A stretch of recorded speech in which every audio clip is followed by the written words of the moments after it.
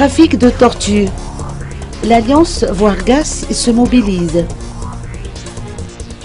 George Jaster, responsable juridique auprès de l'Alliance Voargas, encourage les magistrats à n'accepter aucune prise d'influence sur leurs décisions dans toutes les infractions auxquelles ils sont confrontés.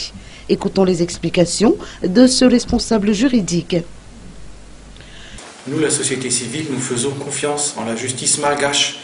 Nous travaillons étroitement ensemble avec beaucoup de magistrats malgaches et nous savons très bien que la grande majorité des magistrats malgaches, ce sont des gens intègres, ce sont des gens conscients de leur déontologie et ce sont des gens conscients de l'importance de leur métier et de leur devoir pour la société. Et nous encourageons nous encourageons ces magistrats-là à ne pas accepter aucune prise d'influence, que ce soit par de l'argent, ce qu'on appelle la corruption, que ce soit par le pouvoir, sur leurs décisions.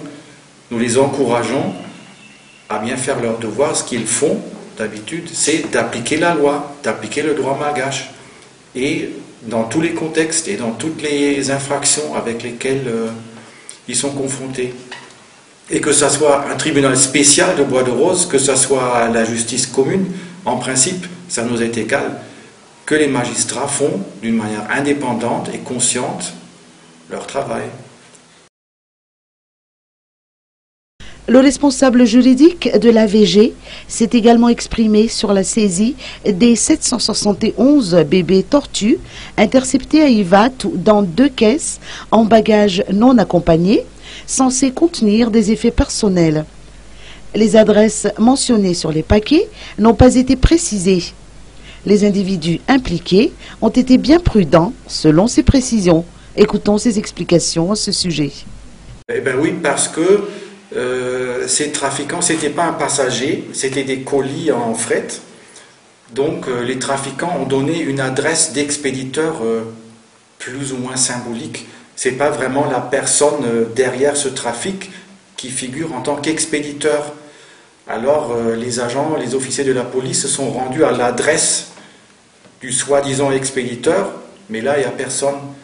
Alors, et même s'il y avait personne, c'est l'adresse de n'importe qui. Ça pouvait être vous, ça pouvait être un chauffeur, ça pouvait être un gardien. Ce n'est jamais la vraie personne. Donc maintenant, il faut essayer, ça sera le travail de la police et des magistrats de parquet, essayer de détecter qui sont les personnes qui ont initié ce trafic.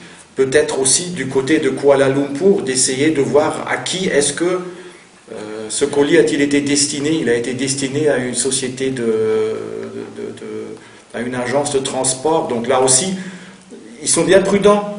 Ils ne donnent pas les noms clairs de l'expéditeur ni de celui qui est censé recevoir le paquet. Donc maintenant, ça va être un travail de police d'essayer de détecter les personnes derrière ce trafic. Mais ce n'est pas la personne qui est formellement expéditeur.